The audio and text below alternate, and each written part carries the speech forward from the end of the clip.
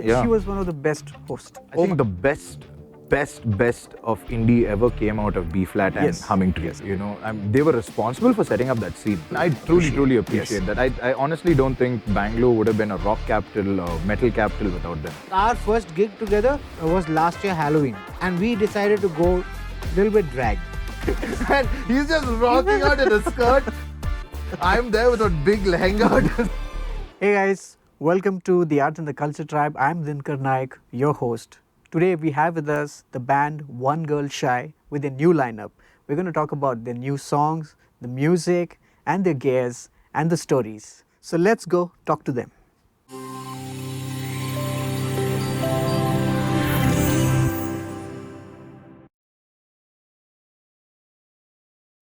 So let's welcome the band One Girl Shy.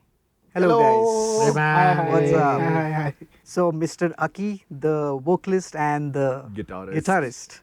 Mr. Rahul, the bassist, amazing. Hello Akshay, the drummer. Thank you.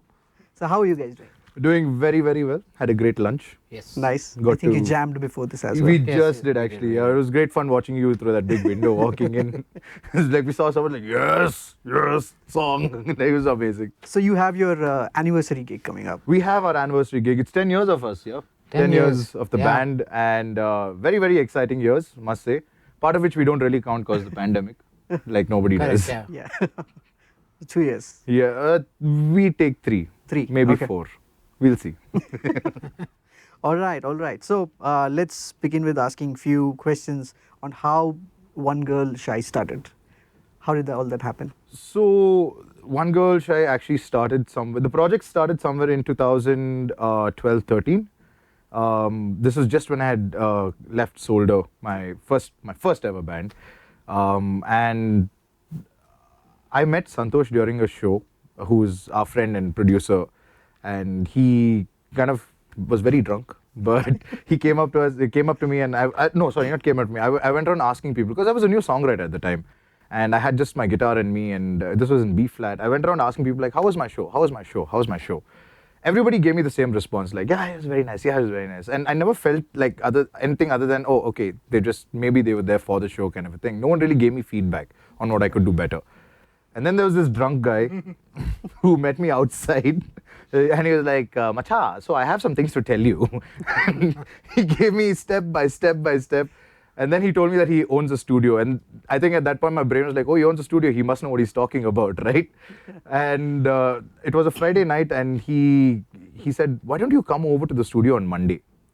And I was like, "Okay, yeah, sure, why not? I'll come over on Monday." And cool. Sunday, I text him. And I'm like, "Hey, listen, just want to make sure that we're still on for tomorrow."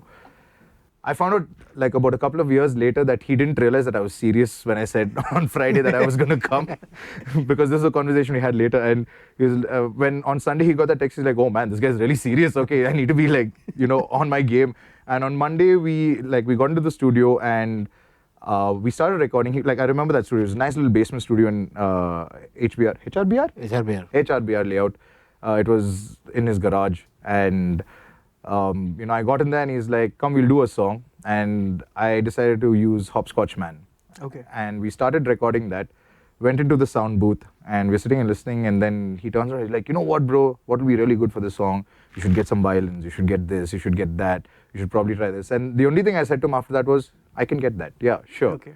And that's on the actual recording. That's on the actual okay, recording. okay. So that song started somewhere in 2012, 2013 actually, I think. And I started bringing artists together. And the thing is, like I said, I was a singer-songwriter. I was broke, so I didn't know how to pay these guys. But the great thing was, I told them that, "You know what? Let me pay you in terms of shows. I'll get us shows, and you guys can come and play and sing with me," kind of a thing. Everyone was up for it, which was great. And one of the things that was part of the recording was where we used multiple artists, and Santosh, he did this thing where he wanted to capture a binaural feel kind of thing. So he kept me in one place in the room, put 2 mics on the other end of the room, finish one take, and then he's like, "Okay, Macha, move 3 steps back. Sit down again, play." Then he's like, "Okay, Macha, move 3 steps to your left, 3 steps to your right." So he made sure that all the parts were played by the artists moving and not the mics. So when you go and look at that, the tracking, there is zero panning on that. It's all just the artist. And we did the same thing with the vocalists. We had them switch positions, shift them around. The mics never moved in that room. Even the drums, when we played it, was at one point. The violin was, of course, tracked by the violinist back in Chennai, and he sent it over. Okay. But everything was just done that way. And so when we got to the show, I had a show in B flat, and at the time, only the vocalists came with me. At the time, we had Nived Jayant on bass vocals. You weren't singing back then. Sorry? You weren't singing back then? You said I was. Okay. I was a singer-songwriter at the time. I was, like I said, acoustic guitar and just me on vocals. Okay. So it was a very terrifying time if I'm not, being in front of a crowd with just a guitar and singing is a very terrifying thing, but it does make you a better artist, I feel. Yeah. Because you have to handle everything by yourself. So during this B-flat show, which we all miss, by the way. Of course, and I really hope, B-flat comes back again. Yes. Aarti, Aarti, come on, waiting man. for this. Aarti, I Yes. had a conversation with her today as well. When we spoke about the anniversary show, she's like, I'm so sorry I'm not there. She's in Mumbai, I think, at this point. Okay. But I think she is planning on something. I hope, Aarti, these are things for you. Yes. So, yeah. So We want you back. Yes, we do. Because, Yeah. sorry to cut you No, guys, no. but I think she was one of the best curators Absolutely. of the indie absolutely. scene, and we had so much fun. I think the best of indie ever came out of B-flat and Yes. Humming Tree. Yes, absolutely. They were responsible for setting up that scene. Yes. And Them and Viraj. I agree. Yeah. Actually, Viraj and Aarti are the ones who actually Yeah, started that's true. really everything. I mean, I think With Take Bangalore 5 and became- B And flat. Yeah. she was one of the best hosts. Oh my Oh, God. yeah, absolutely. So I sweet. used to love so many things, but like she would make sure that you're taken care of. Yes. Yes. Didn't matter what it was. She was very direct on what is possible, what is not Yes. possible. And I think that was something I truly, truly appreciate. I don't see that nowadays. Yeah. Everyone's hiding an agenda. Yeah, But with Aarti, it was just like, hey, listen, this is what I can afford. If you guys can make it, great. If not, we'll look at doing something some other time. Correct. When I have a better budget. It was never a no. Yes. It's, There was I will always a try to chance get that you would perform someday. Yeah, Yeah, and that's such true. a great thing, and I truly miss that. Yeah. I had a similar relationship with Viraj as well Yeah? at Take 5. Yeah, like the way the venue was designed was so that people come to watch the show. Correct. Not that the stage is not a background. Yeah. The seating is arranged in such a way that everything faces the stage. Yeah. And yeah, the artist is taking. I mean, okay, budgets. We'll not talk about that, but No, but even the with- treatment for the artist was Yeah. top notch. You They- felt like an it's artist. like they tried their best to do whatever was Absolutely. possible, and that's something we should all And I truly appreciate that. I honestly don't think Bangalore would have been a rock capital or metal capital without them. yeah. Let me just, like an indie capital. Like the amount of indie bands that came out of Bangalore. Chennai used to come here Yeah. to play shows. Mumbai used to come here to play Chennai, shows. people used to come all the way from Shillong. Shillong. Yeah. GATC really made their big bomb in Bangalore. Yeah. Everyone thought GATC was a Bangalore band until they realized, wait, no, what? Hold on. they're from Assam or something. Yeah. But I truly miss that space. We shouldn't get depressing on the show. Anyways, coming back to Yeah. the hopscotch song. So once the track was recorded, I had Nived Jayant on bass vocals, Ketke Harlekar on soprano, Shireen Victor on alto or miso alto, whatever, alto I think, and there was also Archana Iyer.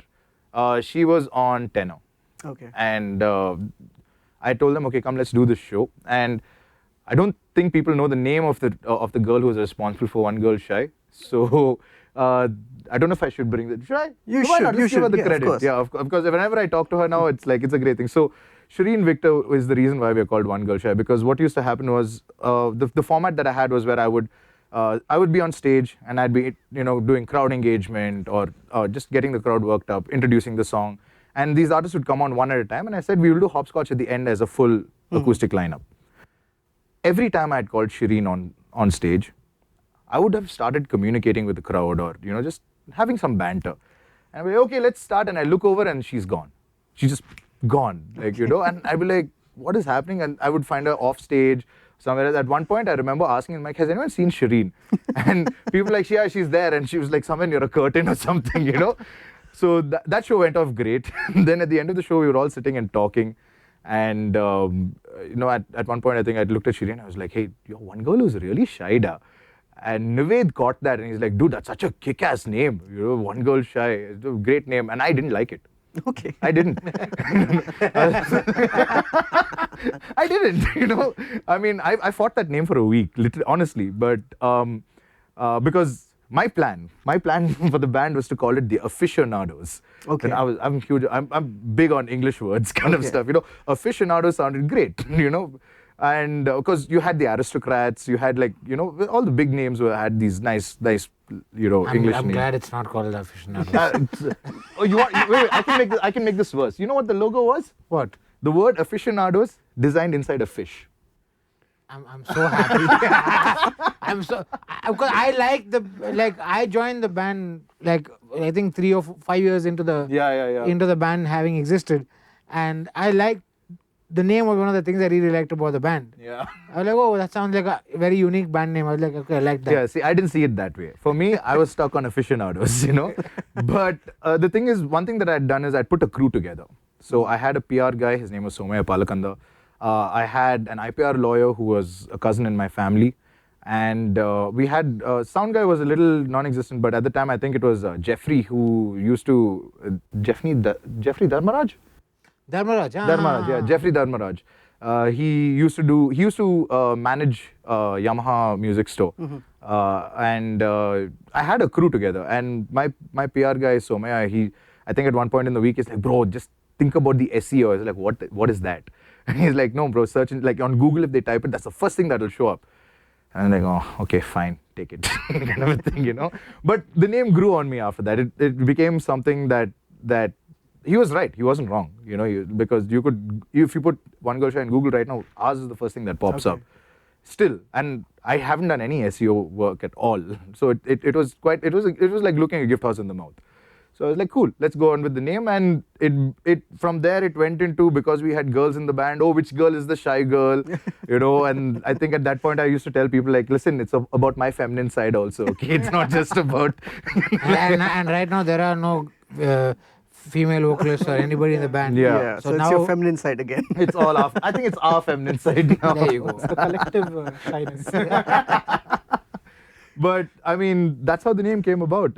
One Girl Shy happened because of Shireen Victor, because just of a conversation. That's crazy. And I think actually for our band, that seems to be a thing. A lot of happy accidents happen for us, and they just become mainstream for us at that point. That's nice. So yeah, that's how it came together. Crazy. So Rahul, how did you join? What was the story behind you joining the band? So, like I was telling you earlier, so you used to play for Surajmani and Tattva Yes. Trip. So, Which we also missed, by the way. yeah. Anyway, so what was it? When did I join? 2018 or 17? 17, yeah. So, in 2017, you guys had played the Ink Soul Tattoo Festival. sorry, 18. 18. Is it 18? Okay, fine. Then it's 2018. We went on tour in 17 and then you joined us in 18 because Kevin had to leave to Germany. Right. Okay. So 2018, you guys had headlined Ink Soul, Yes. the tattoo festival. So I was playing with a singer called Neetu Shah at the time, and we had opened for you guys, I think. So after watching you guys, I went up to Naveen Thomas. I was like, "Hey man, great show," and I was like, "I'm looking for a band to join," and he said, "Oh, One Girl Shy is looking for a bass player." Okay. Luckily, I already had his number because I used to work. I used to work at this. Can I say it? We have history. We have our history involves me laughing at him on a Yes. phone No, call. please share. It's important. Can I talk about Guitar Club? You already fine. said the names. All right. So I for a brief period of 2 months, I worked in a events company called Guitar Club. I'm sure you've heard of it. Yes. Anyway, so my job in that company was to call up artists and ask them to play for horribly crappy budgets. Okay. Okay. I was just going to say free, but then I was like, okay. Yeah. No, free is part of that crappy budget. Okay, it's still part of it. What's that beautiful word? Exposure. Exposure. Yeah. Okay. Yeah. No, so You may edit this free part. Just so they used to be like, you have to call these artists and ask them to play like a 2-hour, 3-hour show for 3K, 5K. 3-hour show. Yeah, 2-hour Yeah. show, like let's say 2 hours. I used to get called by Guitar Club. Sorry, I used to get called by Guitar Club, and they'd be like, "Our budget is only 5.5. can you play? And at that time, I was working with Ben and Flo. Ben and Flo is the reason I became Aki Roti also. Got my it. alter Yeah. ego. Yeah. Because Eben was the guy who named the thing. That again was an accident. It was a banter in a friend's wedding in Coorg. But he was like, I was working with him and he was giving me great budgets, to be honest, at the time. And club used to come with some really, really shit budgets. And I think for the longest time they would say, no, play for this budget. And I'd be like, no. And finally I was like, listen, I'm only playing for this much of a budget. If you want me, take me. If not, I can't help you. Yeah. And I think after about 3 months, they were able to match my budget. And they never asked after that. Yeah, but No, so- one of those conversations was him, by So the way. sometimes we're like, oh, we want a 2-piece band for 5K or for 6K. And I think I'm a musician too. And this is You like, think you're a musician? no, I said, thing is that. Oh, thing is okay. Thing is that I'm a musician too. And if somebody called me with that budget, I'd laugh them out the room. Which is what I did. Or I'd probably curse them out the room. Okay, and I told the same thing to the guitar club guys. I was like, listen, I can't call an Akhilesh Kumar or what's his name, Mikey from Mad Orange. Yeah. They're asking me to call these people and ask them to play. Like, come on, they're my community, bro. Yeah. You know, I said it's not gonna work. They're like, just call. This is your job. I said, okay. I would literally call Aki, Mikey. I'm like, bro, listen, they're making me do this. yeah, I remember that. I know you're going to say no, and you have every right. I would say no too, but here's the deal. Just saying, great salesman. Yeah. I'm like, it's 5K, and then they'll be like they'll laugh like, come on, bro, you know. I'm like, yeah, I know. So you're saying no now? Okay, fine, cool. They're like, see, I told you. So yeah, I had his number already and called him up and auditioned, and yeah, then that's it. Oh, no, wait. There was more to that. There's a lot. Oh, yeah. He wasn't part of this. So there was this great thing that happened. We had 3 bassists audition for us that day. He was the only one who came prepped, not only with the songs that we had given him, but when we finished that jam, so there was this curve. I don't think we should talk about the curveball. Where was the curve? Fine. So I don't remember. we did it to him too. Yeah, but I don't know what you did to me. Yeah, so we gave people 3 songs to learn, and the plan was once we jam those songs, we would throw an extra song just to see how they jam with us. Because the idea of my intention was always to have someone who would gel with the band, who was capable of improvising. I don't like the idea of playing to a measure. You know, you should be able to kind of move around a little bit. You're an artist, be artistic. Yeah. Right? So we threw that curveball at him, and he was great. He was absolutely great. We have this term in the band now called FAFO, Okay. which basically is fuck around and find out. You know, and he did, which was great. And I think I also did one thing. So I think he said, okay, he sent me the song list, their songs or their album, and I learn a couple of songs. And I think is that I had learned he the learned the whole whole album and came. Because after the jam, he stood there with his bass and like, so which other song do you want to do next? I think I remember looking at Kevin at the time, not Kevin, sorry, Mega and the other Melvin. one. Melvin, yeah, correct. Yeah. Mega and Melvin, and I was like, wow, this guy came prepped with the whole album. The other guy who came, or the other 2 who came, barely even made it past 1 song. They didn't even learn their parts. So that was quite disheartening, to be honest. And it was a shoo-in for him at that point. So, That was nice. yeah. Yeah. You know, it helps when you come prepped and ready, and if you're able to jam on top of that, yeah. And sometimes when I was used to record, people would not come prepped for their own track, and that was surprising. Yeah. And I'm like, okay, like, what was that chord? Is it this? Oh, okay. I mean, I was like very surprised. Yeah, I mean, jam is not rehearsal. There's a huge difference. Actually, my inspiration for being like this are guys like Robert Trujillo, Metallica. Yeah. So you've seen that audition tape Yes. where he's auditioning. Now everybody's coming with a couple of songs for Metallica, and he's like, yeah, you guys want to do more? Yeah, he's prepped up. He's prepped up, Yeah. and he's like, oh yeah, which one do you want to do? Like, I want to do Battery, which is one of the hard songs to play, like rhythmically difficult songs to play. They're like, you're ready with Battery? Well, I mean, he literally pulled the same thing with us. No, so I was like inspired by guys like, oh, when you go for an audition or whatever, bring more than they asked for. Yeah. Yeah. Absolutely. I think that applies everywhere. Yeah. Whatever Yeah, you yeah. do, just bring in more. Yeah. Yeah. Awesome. So yeah, that's it. Cool. And Akshay, Hi. Hello. Sitting so quietly in the corner. Yeah. Our golden baby boy. So what is your story with the band? Okay, so the story begins at Christ University. Okay. So I was playing with one of the college bands that we made for like one of the fests, and Siddharth Bharadwaj from Atma Atma, yeah, the flautist. was judging us. So he judged, gave us. We did win that round, and we got some feedback. Spoke to Siddharth, so he knew me from there. And then fast forward a year later. Oh yeah, a year later, and then I am out of college, and I was like, oh God, I need to start playing live. I just want to play live now. I don't want to focus on anything else. So I started sending messages to everyone I know on Instagram. It's like, hey, I'm a drummer. I'm available for anything. I'll play for your songs. He All slid of into a that. lot of DMs. Yeah, I slid into a lot of DMs. And then Siddharth was one of them. And then he straight up pointed me towards, hey, Macha, there's this band called One Girl Shy. They're also looking for a drummer now. Why don't you text them and find out? And I was like, okay, yeah, sure, great, amazing. He sent me Akhilesh's number. And then I messaged right away. Actually, I have something to add. No, wait. I don't know. We'll get to that. The second side of the story has to What come. is this that I don't know? No. You Go know on. it. You Finish know the it, story. but okay. Finish the story. So I'm just telling you, this is not scripted. It's evidently there. So I messaged Raki and he told, what do you do? Do you sing as well? I was like, yeah, a little bit, not much. And okay, I'll send you over the songs.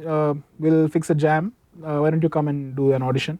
It's like, great. I was very happy. I was like, oh, yes, finally something hit. Something stuck to the wall after all that throwing. And then we met for a jam. I was totally underprepared. Then we played two of, I think all the songs that we did on the first jam were the new ones. Yeah, it was all new songs that I kind of worked on. Didn't touch the old album. Really a bad first audition move. But yeah, after that, they picked up a song that was a curveball in their terms to see if... Scary only. Yeah, so Scary was that song. And then I played what came up to me instantly at that moment. And so I don't know how that day went. I was like, they're not going to call back. They're like, oh, dude, this guy didn't come prepared. That's what they're going to be thinking, right? So then next day I asked like, okay, so what are we doing? Can you come after picking up the other stuff as well? We'll try another jam. So I sat that day and I like ran through the whole set list. I was like, okay, we remember these parts. Then this jam, we did it at Aki's house. Okay. And yeah, I think that jam went well because I'm sitting here right now. Hey, no. It's been a year. You're still on probation. So too late I recorded a song. He recorded 3 songs. I recorded 3 songs, too late. Oh, just so you all know, just the Scary he was talking about is Scary Pleasures, which is out now on all. Shameless plug. Shameless plug. Okay, so there's another side to this story. Okay. While he was busy sledding to everyone's DMs. We were looking for a drummer. Yeah. So we had tried. We had really tried. Okay. And we were going through drummers like we were going through underwear. That's also okay. That's also my fault, not the underwear, the drummer. No. That's also my fault because I think I was being very anal about having a drummer who could sing. No, that's true. And then because we are a 3-piece, it would be nice to have the harmony happening, right? So no, more than that, it was also because up till now, every bit of harmony. I love harmonies. I love the 80s. I love the 70s. I think the music is great from there. You know, and having said, I'm not knocking on anything before that. I'm definitely knocking on everything after that. But you know, like having said that, like I'm just saying the 80s, the 70s really stuck with me, and this is also because of Solder, to be honest. Like the influence, the artists I had around me at that time influenced a lot of how I grew up as a musician. And at the time, I think I had this whole 7-piece arrangement that was going on where I had vocalists and instrumentalists, and I think during some of the shows, it used to occur to me that, hey, these people are just doing nothing other than just coming in for parts. And it used to always weigh on me that I couldn't give them more. And I think after the pandemic, when we decided to reform the band, it helped that I was very, very focused on getting someone else who could sing and play an instrument. I didn't want them to be doing nothing. I wanted to create a show where everybody does more than what anyone expects them to. Got it. So I think that's why I was being very, very anal about having a drummer who's a vocalist. Aside from drummer who's a vocalist, we need a drummer who can actually nail parts that we ask them to. Yeah. Like no matter if we tell you like, okay, we want it this way, at least you will at least try it out. Yeah. And we were having difficulty finding those kind of people as well. So I don't know how I stumbled across his Instagram. And this was while you were in my jam room, I remember that. Yeah, okay, and I was like,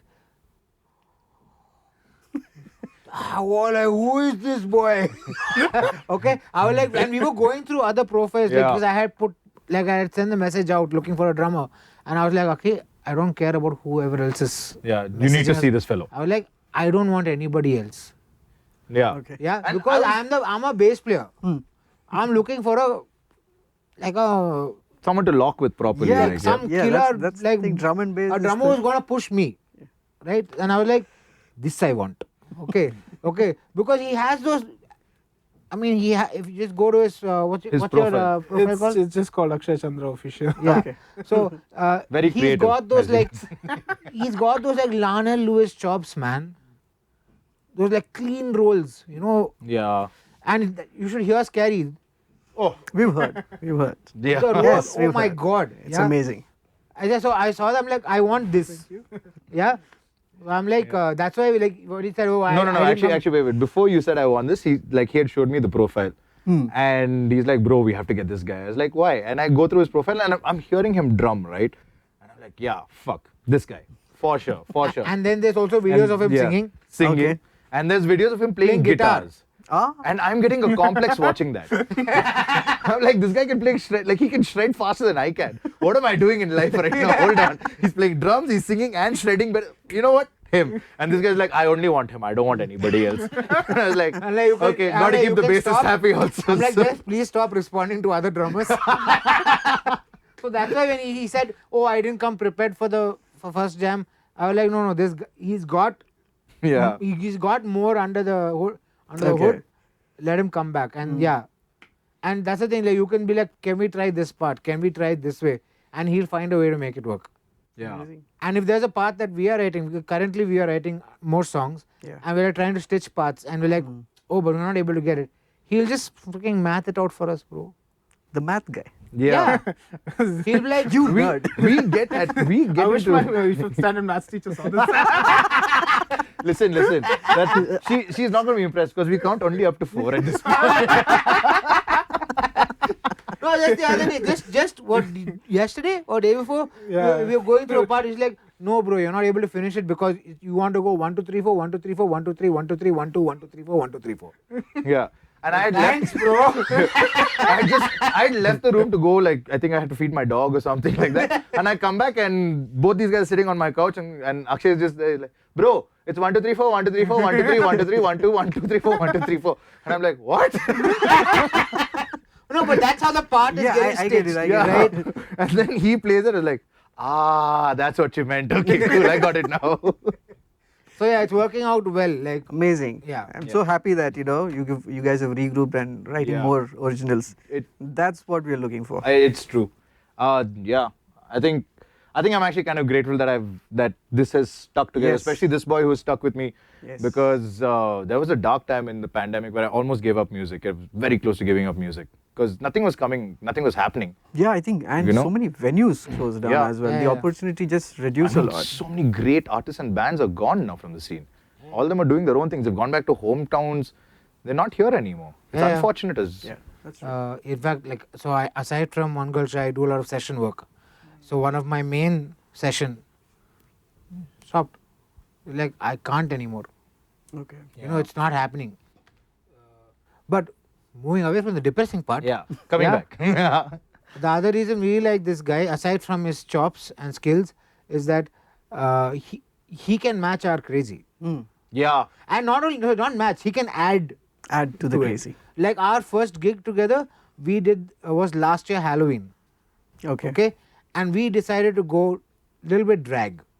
Okay. Because it's Halloween, costume time. Yes. Yeah. So we are all wearing, we're like, Scott, he come with full like freaking Sari. Gagra skirt or something. He came off. He came in a sari. I mean, the theme was to cross dress. Do you guys have a picture of Yeah, that? yeah, Yes, yeah. please. I will share it. We We'll share actually, it. please. we actually have a We video have up the on our whole Instagram. video. We have a video up on Insta. Okay, cool. Yeah. Yeah, There's going to cool. be like we have Scary from a year ago when we Yeah, wrote yeah. it, And then how we it- debuted it at that gig in Raft where we all were like it's there. Like it's like I think Rahul had a skirt that was this short. Yeah, and the best part was I have a video where he's gone and put his leg on the monitor. Flexing them calves. Fucking full on calf, hairy calves coming out, you know. And he's just rocking out in a skirt. I'm there with a big lehenga, trying not to kick things out of the way. And I think there's this one song. What was it? "Move to the Rhythm," which will also come out later. But in that song, I switch between fingerstyle and using my pick. And towards the end of the song, I have this habit of putting my pick away in my pocket so I can freely fingerstyle. Got it. I was struggling because there's no pockets in that thing. And I was like, where does the pocket go through? Yeah, I was like, I finally get what women go through. I get it, girls. I totally do. Hashtag us too. No, edit that out, okay? Edit that out. No. Cancel. Oh gosh. Okay. So, what should I ask next? Okay, I got one. What's the story behind Whiskey Holiday? Oh. So, it started off as a simple way of writing an acoustic song. It was an experiment in playing one shape in multiple ways. So basically the whole song, the intro of the song and the hook of the song is basically a D major chord played in D major with a sus4, and then I use a C over D major and then a G over D major while still maintaining the sus4. At that time for me it was mind blowing. Okay. That I could do that. You know, as you improve as an artist, things that are out of your reach will blow your mind when you get there. You know, so it was mind blowing for me. And then I think when I wrote the lyrics, I just wanted a really, really catchy phrase. And I loved whiskey at the time. Okay. You know, I mean, we got out of that phase. I'm in beer now. So yeah, But you won't say no to a good whiskey. Of course not. Of course not. You have one? I'm at home. Oh, okay. You know, I got the single malts, bro. I do. This fellow, every time I go home, he'll open one bottle. He'll smell it, bro. Smell it. Just to add, guys, remember this, okay? I mean, y'all don't know where I live. So I can tell you this. hey. So I know I wanted a really, really catchy hook. So whiskey was a thing for me, and I love biking. The song is actually about just riding out and doing things that a biker, like, you know, these Harley riders and stuff, the way they've been portrayed in American movies. The whole song was based around what I've seen on that, and that's what the Whiskey Holiday is about. Just riding, stopping at a bar, getting some drinks, and, you know, Yeah, continuing but then your don't ride. drive afterwards. Don't drink and drive, kids. Don't. This was a different time, okay? Like, You could never drink and drive, kids. Don't listen to this man. Yeah, Also there's say no no to drugs. I don't know what that was. imagination. You can call it a Freudian slip, but yeah. Oh, But yeah, the Whiskey Holiday was an exercise, first of all, in maintaining a D major shape while maintaining the sus2 and sus4 and changing chord shapes. However, when we recorded the song for the album, that's when the main hook of the song changed. As in, the intro was there, and then the main hook where there's this, where I use a power chord kind of thing, where like da da da da da da da. That whole thing happened because this was very heartbreaking at the time. I was sitting and I finished playing the song, and Santosh comes up to me and he's like, Macha, can you play something else? And I'm like, dude, I played the song for 2 years. What do you mean something else? Hey, listen, but this happens regularly with us. That is true. Okay, like really, we would have been jamming on one song for like at least for the last 3 years. Okay, then just and like he'll be playing something, I'll be playing something, and we will each think that we are playing something else. Yeah. Or like the other part. Yeah. I mean, it still works. happened today also. It happened today also. Like, and it still works because it's still working out of harmony rather than the same root notes and stuff. Yeah, got it. Yeah. So it still works. So we don't Yeah. realize that Until we until we sit realize down it. and talk about it. Hey, bro, what are you actually playing there? A, B, D. No, bro. I'm playing. You know, what is it? You It say- was you E, say- A, D, and B minor. Yeah, but I'm playing. No, but I'm playing E, A, B minor, and F sharp. And we both looked at each other. We were like, "Ha!" I'm like, have you been playing that this whole time? I was like, "Yeah, I have." And mind you, this song has been played for almost. Since I joined the band. Yeah. He's been playing it wrong all this time, and I never No, knew. we're not wrong, okay? It's just harmonically, Harmonically, it's making sense. Yeah, I it's get stacked it. harmony. Sure. Just like the knife is not stabbing anybody, it's just letting the skin Yeah. part on its own. Of course. Listen, man, it's a funk thing, okay? It's a funk thing. You stack the harmonies. Sure. Let's go with that. So, okay, what is your bass setup like? Ha. All right. Some Currently serious going stuff. through a phase of change. Okay. Yeah. So I don't know if the camera's seeing that right now, but that's my bass. The one behind you. We'll probably show it later. Yeah. So that's my latest acquisition. It's a passive. I think you should tell them how that acquisition came to be. You broke the flow, bro. Okay. All right. So before this, and I still play that, but I have a GNL 5-string L2500, which I still love, but it's so heavy. And it hurts my back. And we have these 2-hour shows and 5-hour shows. And we jump around like idiots. Yeah. Anyway, and that's an active bass. So now I was looking for something lighter, and originally this was supposed to be a practice bass. Okay. Yeah.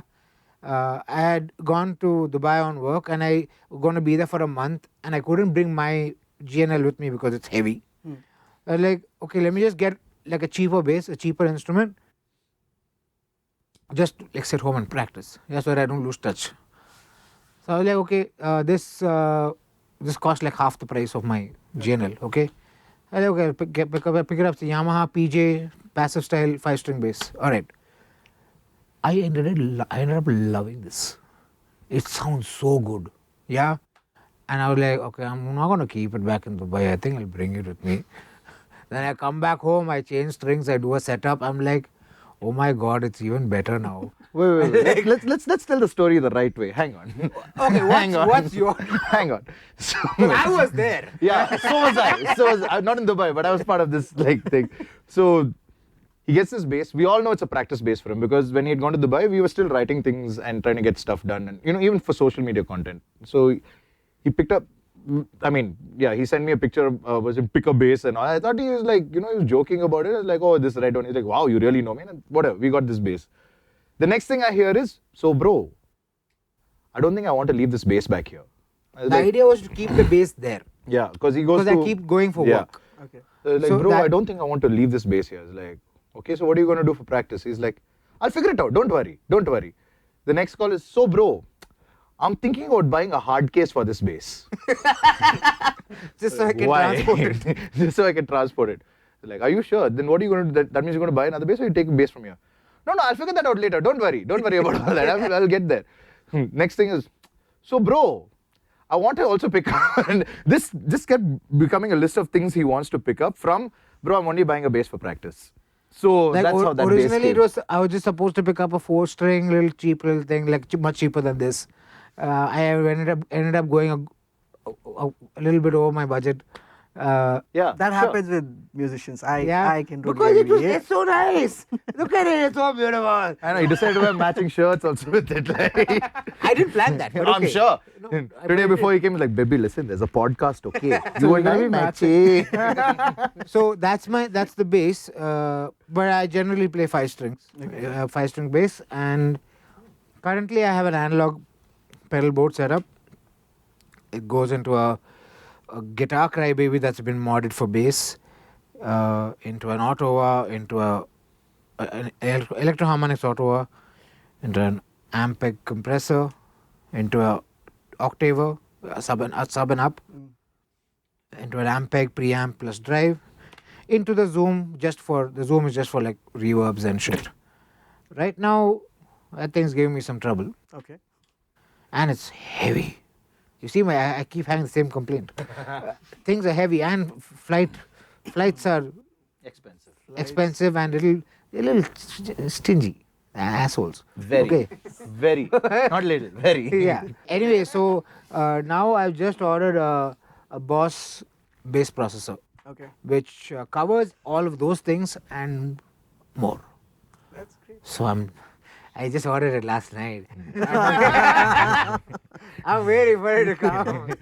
He said it shipped by 5 o'clock. I'm like, that's too late. Me too. Yeah, I know you're waiting. So we call him Tinkerbell. Yes. Okay. Okay, because Because I like skirts and have wings. No.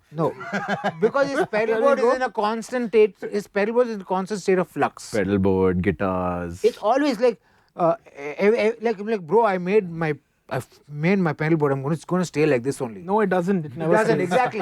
Like not 2 months later, it'll be like, so bro. 2 months? Sorry, that's too late. Like, so bro, I'm gonna change some pedals. Like, bro, you just started using it. Figure it out fully. No, like no. I think, and also I think I'll refret my entire guitar. Hey, no. That wasn't up to me. And also I'm thinking of picking up a new acoustic. Hey, this acoustic has 2 outs, so I'll get it, but it's too big to carry, so I'll also buy a silent acoustic. And I already have some 3-4 electric guitars, but I'll also buy one more electric guitar. But in between that, the pedal board would have changed 3 more times. Well, to be fair, I now have 2 pedal boards. See where this went? So the point is that this new pedal board is full of exciting sounds. You know who's going to be more excited than me? Him. You'll be like, ooh, that sound. Let's use it in a song. That pedal board, your pedal board came to fruition because this fellow used to carry his pedals in a backpack. Oh man, I remember that. And that assemble it and disassemble it. every night. Like he's from 40,000 years ago. Who does that? And I've been Yeah, but you know what? That the pedals in the backpack was lighter than the pedal on the pedal board. I also told you I will build you a pedal board which is much lighter. Did you listen to me? No, I did not. So don't bring that up now. But anyway, I was so happy when he brought that pedal board to a gig. I was like, oh my god, a pedal board! Are you serious? And then I was hurt because I said I would build it, but he decided to do that anyway. Broke his heart, bro. I know. No, anyway, so that's basically the setup. Nice. Yeah. And I go wireless. Okay. So you can just Yeah. walk around. We do Walk not around, like go to the bar, grab a drink. Yeah. Yeah. They never are on stage. Oh, shit, you're alone. stuck. You're Yeah. absolutely I'm sorry This about happens that. all the time. Like every Akiroti show, I'm on stage, Derek is on stage. These guys are just like gone. You can see them for the first maybe 20 minutes or something, and then the rest of the show you just have to okay, where are they? On the talk back, please come back. We have to change the thing here. There was a point where we had Derek Matthias from Derek and the Cats. So he was playing keys for us. I think there was a point where we used to leave him and Derek on stage and just jump off into the crowds and just go have fun with people, interact, And I think at one point I started making plans with Derek. I was like, bro, you know what? We'll get you one of those guitars. Okay, and we'll put a wireless to that also. And this is like, hey, I'll be the only fellow on stage. Imagine the frustration. Yeah, actually, I'm fine with that. What is your setup like? Oh, yeah. It's Let's talk about quite big. Let's talk about the setup you're going to do for the October 5th show. That's the setup. That's the unique one. Okay, my setup first and then the October setup. Yeah, I'll explain Yeah, all of it. please. Chop quickly. So it's a 6-piece shell pack. So this is a Mapex Armory Emerald finish kit. So it has a 22 by 20 inch bass drum and a 14 by 5.5 steel snare drum and 10 by 7, 12 by 8, 14 by 14, 16 by 16 floor toms, and they have coated G2 Evans heads on them. Okay. Snare drum is a HD dry 14-inch head, and cymbals are a blend of Byzance, Meinl Byzance Extra Dry series and Meinl's classic custom. I play all Meinl cymbals. Okay. Really love how they sound and super mind blown and impressed on how they sound on Scary and the other 2 songs that we tracked. And yeah, that's my kit.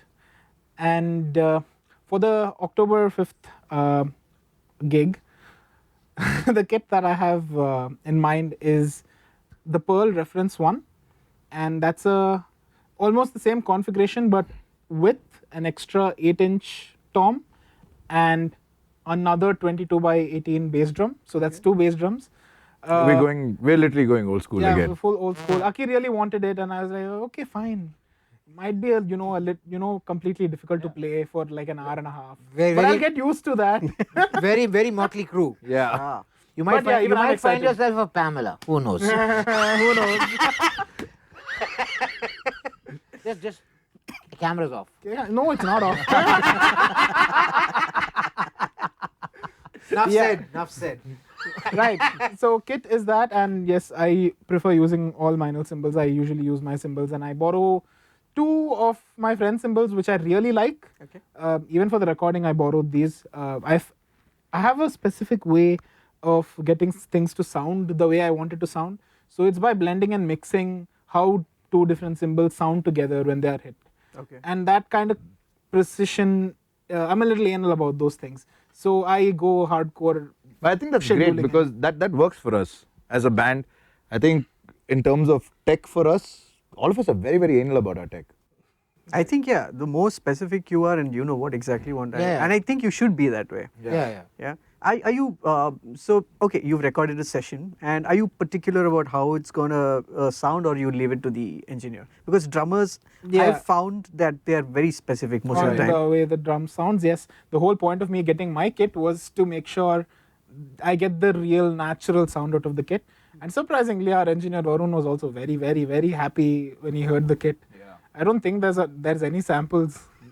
It's mostly just my kit with a very good mix by Warun that you're hearing.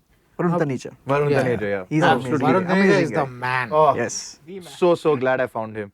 Also part of actually a very creative artist for One Girl Show, I will say that, because I know a lot of people don't know or don't get what a sound is, or maybe the idea that they have is just, he's just mixing this down, he's just doing this. But man, the stuff he does live, like I think there was this Humming Tree show, I remember this very, very distinctly. I think it was our album drop that happened at Humming Tree. Okay. And I remember in Whiskey Holiday. No, sorry.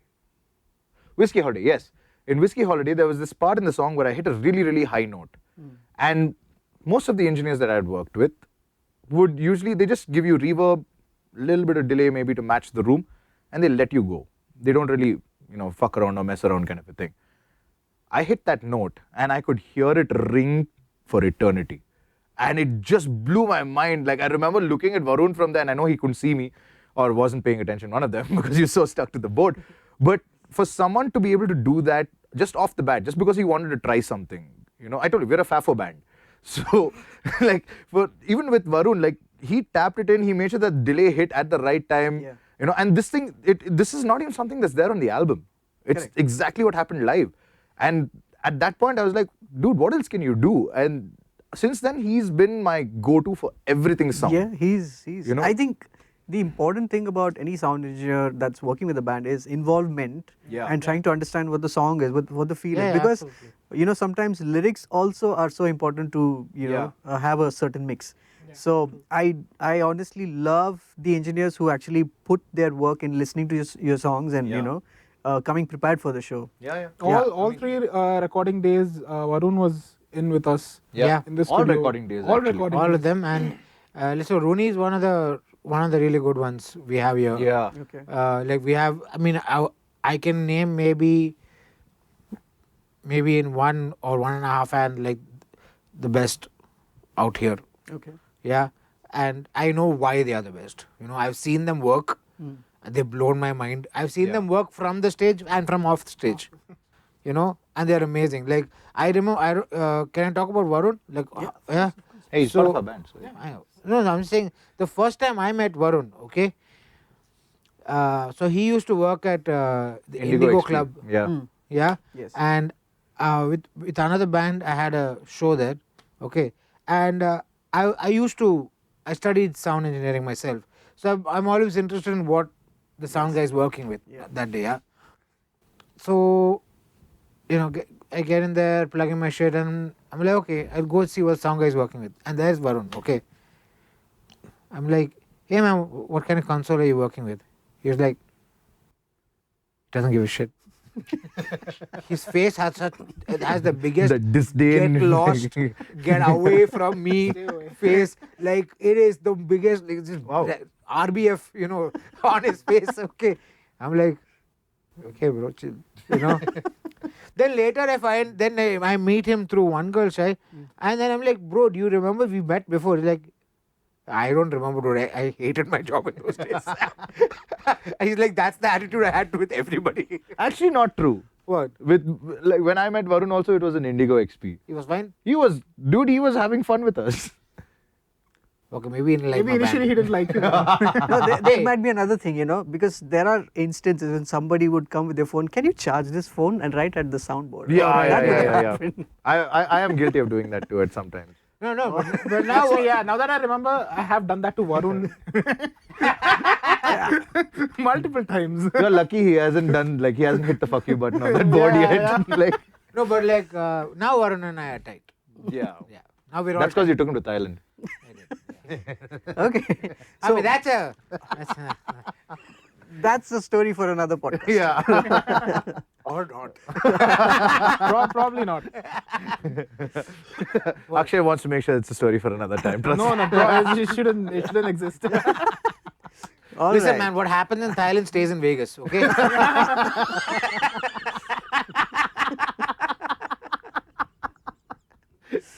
My cheeks are hurting, man. And we were wondering, what questions do we ask you guys? I mean, of course, there were, a lot of questions on the album and things like that, but this is crazy.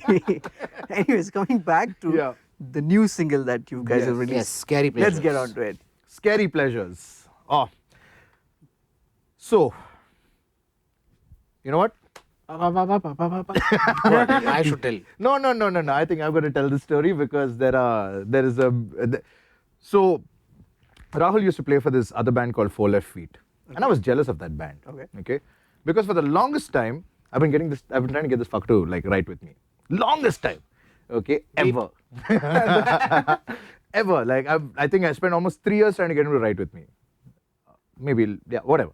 But it was a long time. And then finally, I was having a conversation with this girl on, I think it was Bumble, if I'm not mistaken. But she was a biker girl.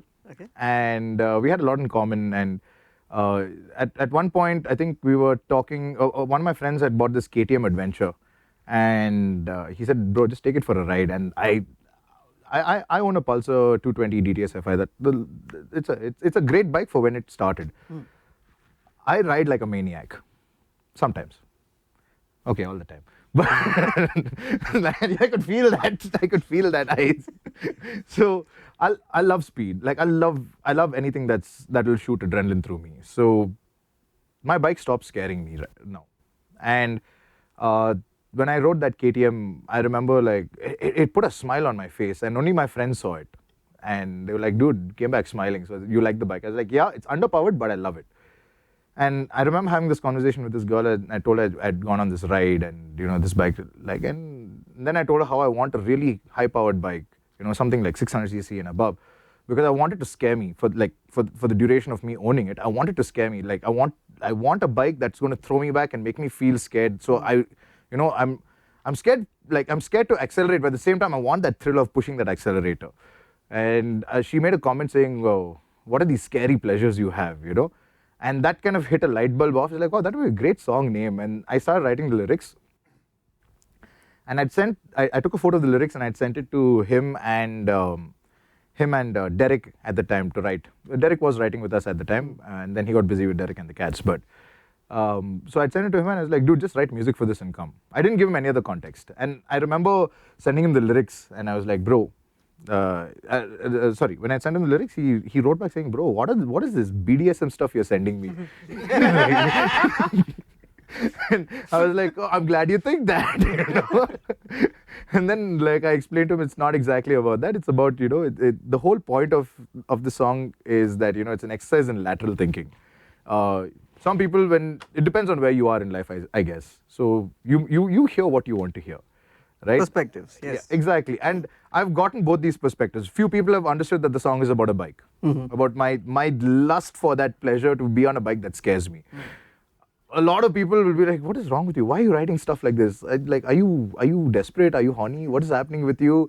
And I was like, you know what? It's whatever you want to hear at this point. So when I sent it to him, he came home and I was like, did you write anything? He's like, yeah. I wrote. And he came and he played some stuff. And I was like, no, I don't like that. And then he's like, oh, I have one more thing. And I found out later that he faffed it. He completely pulled it out of his ass. Completely. Much How later. are we going to use this? Oh shit, sorry. I told these boys to censor. Huh? You got his faff. Yes, his mama. faff weird? No, I said pulled it out of your ass. Oh, that one. Okay. See, he made me say it again, okay? It wasn't like this would have only been one beep. He decided to get the second one in. There's enough before this, okay? So the point is, he spontaneously played something crazy. Yeah. Okay. And at that point, I was like, yes, that works. See if we can loop that, play something crazy, wherever this. No, so what happened is, the reason I had been finding it difficult to write is that I don't do a lot of my, especially when I want to write for a band, I don't do that at home. Got it. I do them with them. Do it with them or right in front of me. So for 3 years, what were you doing? No, because, dude, I live in Yalanka. So? You So- came for jams? No. No, I come for jam, we have to jam for a show, and then I'm like, I'm Shut up, tired. we I'm had going writing home. jams. They said Just finish writing the story. jams was you bringing songs and saying this is the new song. Yeah, but Okay. okay, never mind. Point is, Anyway, so I said, okay, if I want to sit and write with you, I need to spend more time. Yeah, at one stretch. So I was like, I'm going to camp out at your house for the next few days. Okay. yeah, we did a writing camp. 4 days he stayed in my house. Nice. 4 days I stayed there, and he's like, okay, bro, work on the lyrics, and next morning we'll hit it. I didn't do anything. I went to sleep. I woke up, he's like, you are? I'm like, sure. Like, what about this? Like, no, not that. Okay, I got Hey, no, one more. Macha, the writing camp thing that happened much later. You came home, and then you're like, what about this? What about this? Then after you're like, bro, I'll stay back. No, I just woken up that morning and showed you, da. No, da. Yeah, I remember. No, da. Okay, they remember it differently. I Yes. don't know. Anyway, point I is, wasn't there. point is, I didn't come prepared, and this is what happened. Yeah. And You got too comfortable with me. the idea is, okay, whatever. The idea, just like how he was talking about whiskey, like, writing something that maybe is just at the edge of your knowledge or skill or whatever. Scary was also something like that. Yeah. And I also tend to often take that approach when writing, which is like find the limits of my skill and write at that limit or try to cross it. Yeah. Yeah. So Scary was one of those, like, it's the opening bit, which is also becomes the bridge. It's like the 16th note thing. In the opening part, it's fine, but during the bridge, I have to keep going on. It's freaking tiring. But I mean, now it's fine though. I got used to it. But yeah, So he says. We don't know yet. We'll find I out. got used to it. And then there's the intro into the bridge section, which is like. Which that was almost- a pain. Yeah, that was a pain. That was That a was pain to a write. pain. Because so we were like, okay, we need to come up with something. And that Yeah. time I was staying over. Yeah, Yeah, that's yeah. when he was staying. Correct. Yeah, and he had just gotten. Oh, yes, correct. You got these nostalgia games now? On Instagram, Yes. they give Yeah. you that one dongle you plug into your Yeah, TV. yeah, yeah. Yeah. So we've been playing like Mario and shit, okay? And so the beginning part of that breakdown is. Ba-da-ba-da-pa-pa-da-pa. That's actually Mario. Yeah, because the thing was, I had showed him Mario because I wanted that kind of a bass tone. Like, I wanted him to kind of figure out how we could do that with his Okay. pedals and stuff. I showed him that. I said, I want this sound, but he gave me a whole riff and lick from that, So I was like, oh, okay, this works. So it's the bit where Mario goes into the underground tunnel. Got it. And it's that dark and The dark level, yeah. So that is a that what gave rise to that section. It's a very weird mix of those notes, but it's inspired from the Mario Yeah, game itself. That's crazy. Yeah, so came up with that, and then the rest of it is just like weird. Then the rest of it was him coming into the band. Yeah. Yeah, that was the point when I actually joined the band, and they showed me a rough structure of it, and I was like, oh, nice, this is nice. Actually, Scary was one of the first songs that I picked up for the first audition also. Okay. So I had enough time for the second jam to like add in my personal style of playing into it, and over like let's say 4 weeks for the October The Halloween show, I could really get a good shape out of it. So, and then I liked it, and then I kept building on it.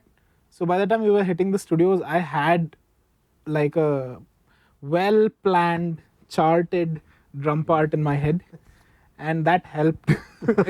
And yeah, I think it makes the sound, it pushes the song a lot at certain parts where it's supposed to be pushed, in my opinion. So see, that's all well and good. But when we got to the studio and we were recording that Mario bit, both of us were like, "Bada, ah!" Ah! So no, but that happened because I'm used to swinging that part, right, when I play. But he plays it very straight to the metronome. And then when we track, you track drums, bass, and then guitars, right? So he tracked his bass to it. And then I'm struggling to keep up with it because I'm used to swinging that thing. It's slightly off time. And my fingers refused to agree to go to the metronome. They just refused. They flat out said no. So I think there was one point where finally when the drums kick, so it's 2 bars of that riff and then the drums kick in. And the drums and bass kick in at that point. So I think at the end of that recording session, I looked at Warun and was like, listen, just give me that part. I will do it my way. The rest can come how it wants. So if you listen to the song, just the initial breakdown has a little bit of a swing to it. Okay. And then when the drums and bass kick in, it goes very straight. Yeah. So yeah, that And was... there's some weird harmony going on there. Yeah. Some really weird but really cool harmony going on. Yeah. The bass and guitars do a harmony part. Okay. It's very, very cool. Nice. Very, very cool. And even with Scary, we did a lot of, we actually did the right thing of practicing together without singing.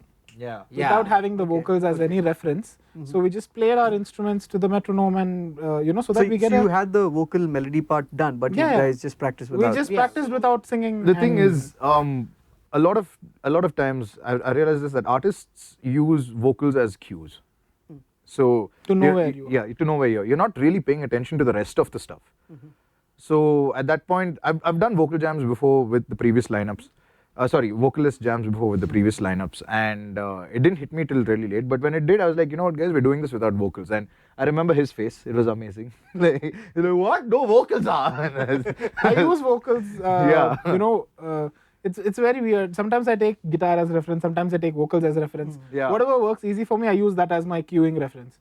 But here, there's no vocals, and it's just that's okay. So now I have to chart it out. That's why I said I had charted the whole thing in my mind, so that I know where I am. Luckily, that helped because I could finish Scary in a single take. Yeah, there was this time where it was one playthrough. What you hear on the record now is what maybe a 4th take that we did. Yeah, it was a single. I remember that also. Like we were sitting down, it was him and I doing the takes together in the live room, and then we walked back into the sound room, and it just wasn't clicking at one point. And I remember him, like I was sitting in the sound room, and Warun was also there, and he looks at Warun, he's like, Warun, I'm just going to do the take myself. Just give me the metronome. And he gets up and he goes, and I'm like, without what you? about me? Yeah. So you did that without you? He did it without me. I didn't get that. No? When he said, dude, I didn't get that. You were not in the room anymore. I was not in the room. That last take, I was like, there. you thrown me off. I think I had a gig or something. I couldn't make it that day. Yeah. So he just gets up and he's like, Aki, you sit down. I'll go get this done and all that. And I'm like, why are you leaving me out of it? He goes out, nails it in a take and comes back, and I'm like, oh, so I am the problem. Okay, cool. Where did you guys record? Third Eye at Santosh's. Yeah, we recorded this at Third Eye Studios, which is Santosh's studio in Indranagar. Nice. Very, very cool studio. The guy's got some insane ideas. Very, very accommodating, I must say. And Very accommodating and he's very experimental. He's open to experiment. Lot of the stuff we've done in that studio.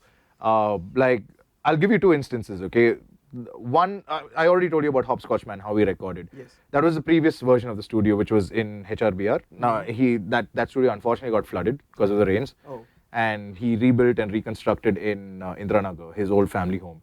And it was, the things that we've done. So he has this sub kick, right?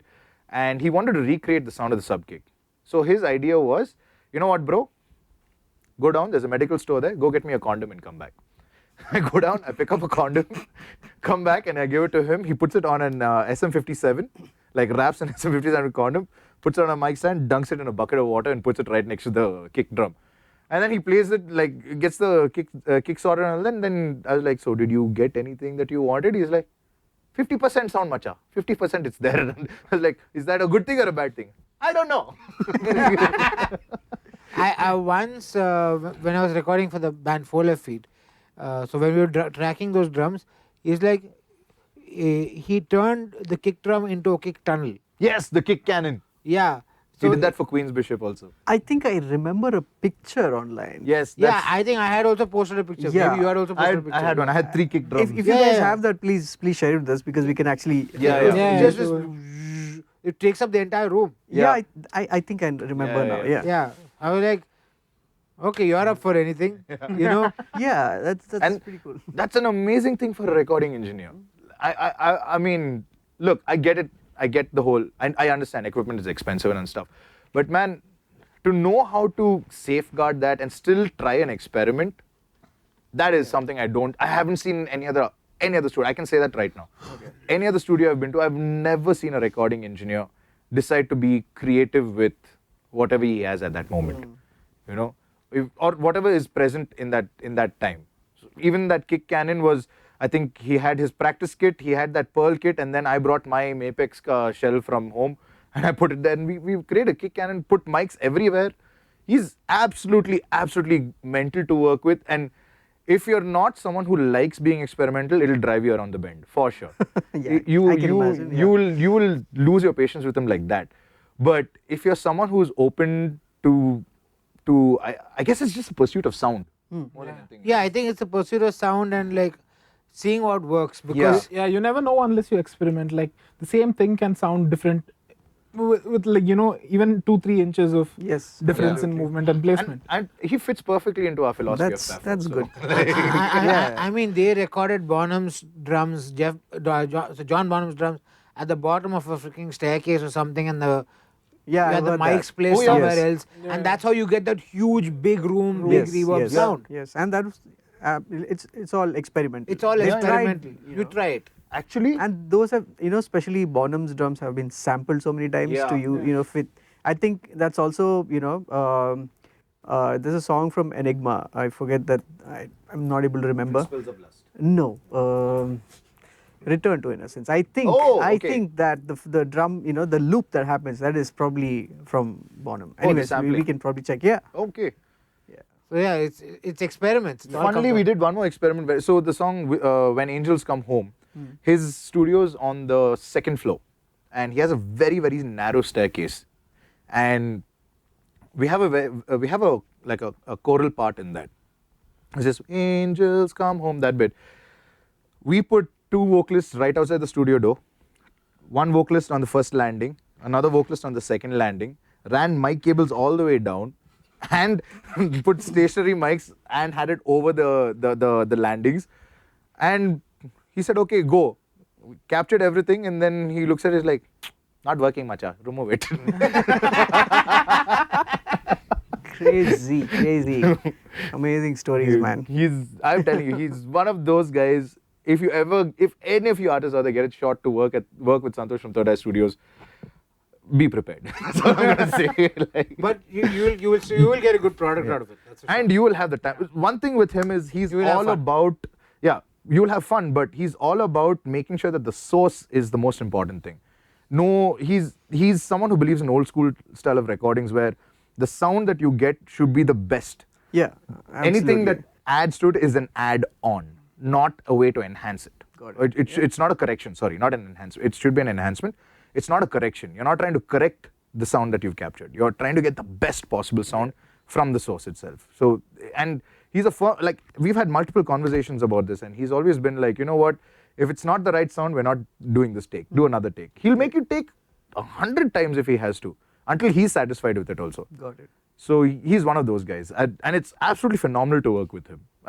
We've done I've done 2 albums with him and this single with him, and I don't know if I've... No, I just remember like when you say he'll take as many takes as he wants.